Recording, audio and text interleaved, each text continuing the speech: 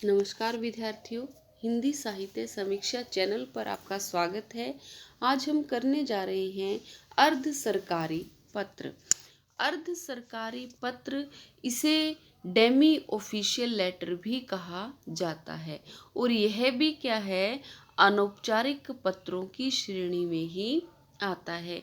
इसकी विशेषता क्या है, परिभाषा को पढ़ते हैं और फिर इसे समझते हैं कि जब किसी एक कार्यालय से कोई अधिकारी किसी दूसरे कार्यालय के अधिकारी को व्यक्तिगत रूप से किंतु सरकारी कार्य के प्रयोजन हेतु पत्र लिखता है तो वह अर्ध सरकारी पत्र लिखता है या कहलाता है।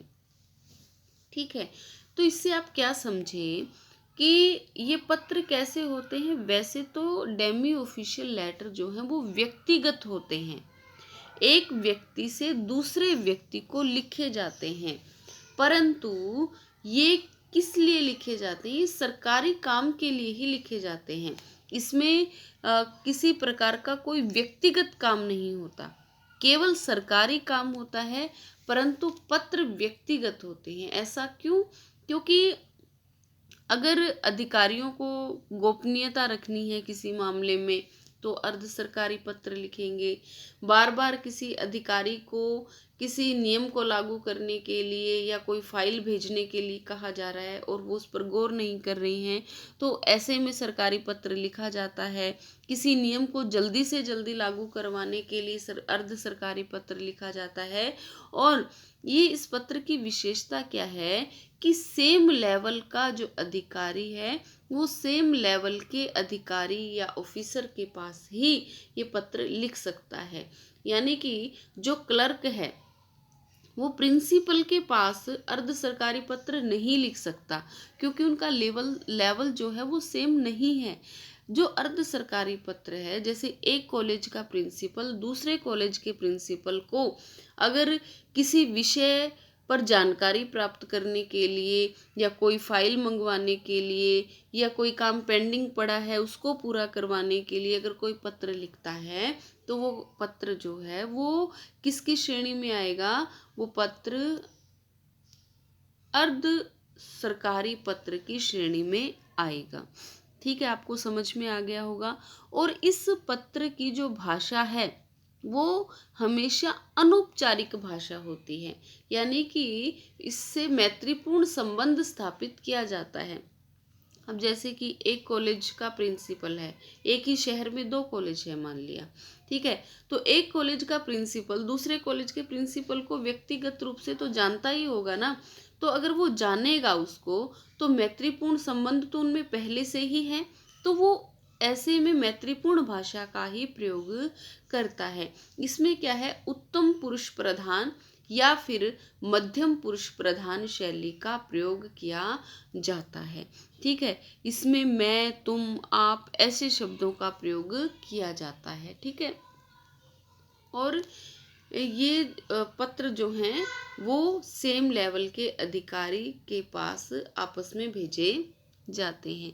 जैसे कि मैंने यहाँ एक स्टेटमेंट लिखी हुई है, देखिए कि महाविद्यालय के प्राचार्य द्वारा दूसरे महाविद्यालय के प्राचार्य को परीक्षा के दौरान कोविड-19 के नियमों का पालन करने हेतु सुझाव मांगने के लिए अर्ध सरकारी पत्र लिखिए। तो किसके तरफ से पत्र लिखा जा रहा है, कॉलेज के प्रिंसिपल की तरफ से दूसरे कॉलेज का जो प्रिंसिपल है उसको पत्र लिखा जा रहा है। और विषय क्या है कि परीक्षा करवानी है कोविड के दौरान, और उस परीक्षा के दौरान जो है वो विश्वविद्यालय से क्या आए हुए हैं, कुछ नियम आए हुए हैं, उन नियमों का पालन करते हुए परीक्षाएं आयोजित करनी है। तो किस प्रकार से करें, आपस में वो क्या है विचार विमर्श करते हैं कि किस प्रकार से आप क्या कर रहे हैं और मैं क्या कर रहा हूँ, उनमें किस प्रकार से समायोजन हो सकता है। इन बातों को क्या है एक दूसरे से पूछते हैं, बात करते हैं। तो इसका प्रारूप किस प्रकार से तैयार होगा वो देख लेते हैं। सबसे पहले पत्र संख्या लिखी जाएगी। ध्यान रखिएगा कि किसी भी सरकारी पत्र को लिखने के लिए या अनौपचारिक पत्र को जब आप लिखते हैं तो पत्र संख्या अवश्य अवश्य लिखी जाएगी, चाहे वो पत्र व्यक्तिगत ही क्यों ना भेज रहे हैं, परंतु जा तो वो किसके लिए रहा है, सरकारी काम के लिए जा रहा है ना, तो इसलिए वो पत्र संख्या लिखना आवश्यक है। पत्र संख्या के नीचे ही क्या लिखा जाएगा, स्थान और दिनांक लिखा जाएगा। ठीक है, उसके पश्चात प्रेषक जो भेजने वाला है कौन है, प्राचार्य है, प्रिंसिपल है, कहाँ का है, गवर्नमेंट कॉलेज टोहाना का प्रिंसिपल है। ठीक है, तो और इसमें इसकी क्या विशेषता होती है कि इसमें विषय नहीं लिखा जाता, ज्यादातर जो है वो विषय नहीं लिखा जाता, एक आध स्थान पर लिख भी दिया जाता है तो वो भी गलत नहीं है, परंतु हाँ मतलब कोशिश यही रहती है कि विषय को नकार दिया जाता है इसमें। और इसमें क्या है, प्रिय शर्मा जी या प्रिय जो मनोहर लाल जी, इस प्रकार के शब्दों का प्रयोग इसमें आप कर सकते हैं। प्रिय सिंह साहब, प्रिय मनोहर लाल जी, प्रिय शर्मा जी, तो इस प्रकार के शब्दों का प्रयोग इसमें किया जा सकता है क्योंकि मैत्रीपूर्ण भाषा का प्रयोग इसमें करेंगे। ठीक है, जैसे इसमें लिखा हुआ है कि प्रिय शर्मा जी, जैसा कि आप जानते हैं कि विश्वविद्यालय की ओर से परीक्षा के दौरान कोविड-19 के नियमों का पालन करने का निर्देश दिया गया है और विश्वविद्यालय की तरफ से ना तो कोई सुविधा प्रदान की गई है और ना ही किसी विशेष बजट का प्रावधान किया गया है। आपने अपने महाविद्यालय में किस